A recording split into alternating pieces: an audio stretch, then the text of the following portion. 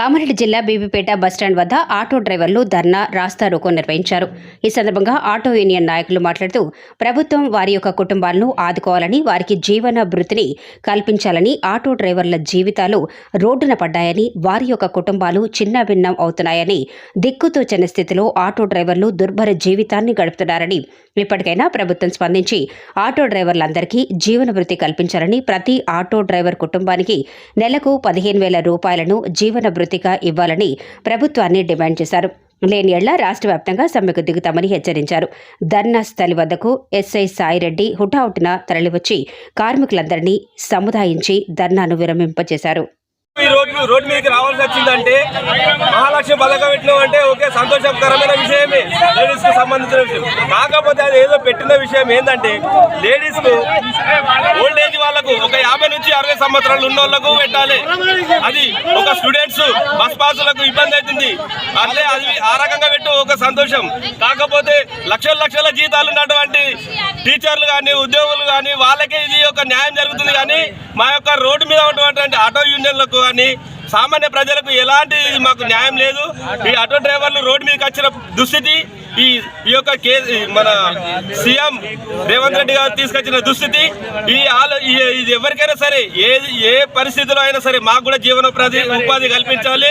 15,000 రూపాయలు మాకు కావాలి జీవనోపాధి. 12,000 రూపాయలు సంవత్సరానికి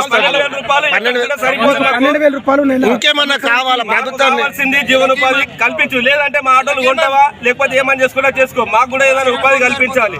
నెలకు 15,000 జీవనోపాధి కల్పించాలి మాకు ఖచ్చితంగా. ఇది మేము ప్రధాన డిమాండ్. నెలకు ఇది ఇప్పుడు మండల లెవెల్ అనేది జరుగుతుంది. మీ ప్రధాన డిమాండ్ చెప్పండి. ప్రధానమైనటువంటి డిమాండ్ మా ఆటో యూనియన్ లక్షల మంది ఉన్నారు డ్రైవర్లు. మాకు ప్రతి ఒక్కరికి చేసుకుంటేనే పొట్ట గడుపుతుంది మా ఆటో యూనియన్. ఇప్పుడు రోడ్ల మీదకి వచ్చిన పరిస్థితి వచ్చింది. ఇన్ని రోజుల దాకా రాలేము, ఇప్పుడు రోడ్డు మీదకి వచ్చింది పథకం. మీ డిమాండ్ చెప్పండి. మా డిమాండ్ మాకు కావాల్సింది జీవనోపాధి. నెలకు 15,000 రూపాయలు కావాలి. నెలకు 15,000. లేదు అంటే కలెక్టర్లకు ఎంఆర్ఓకు వినతి పత్రాలు ఇచ్చుకుంటూ రాస్తారోకోలు చేసుకుంటూ రాష్ట్ర వ్యాప్తంగా హైవేల మీద కూడా రావాల్సి వస్తుంది. ఇప్పుడు కూడా మేము దీనికి డిమాండ్ చేస్తున్నాం. మాకు మీ ఇంట్లో కొడుకు అల్లుడు ఆటో డ్రైవర్ ఉంటే మీరు ఇట్లనే మాట్లాడతారా?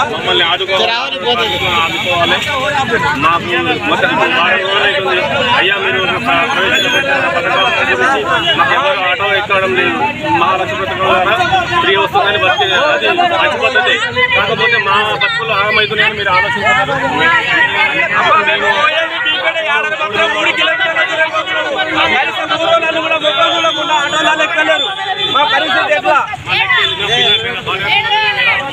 ఎలా పోషించుకోవాలి? మేము ఆటో మీదనే ఆధారపడి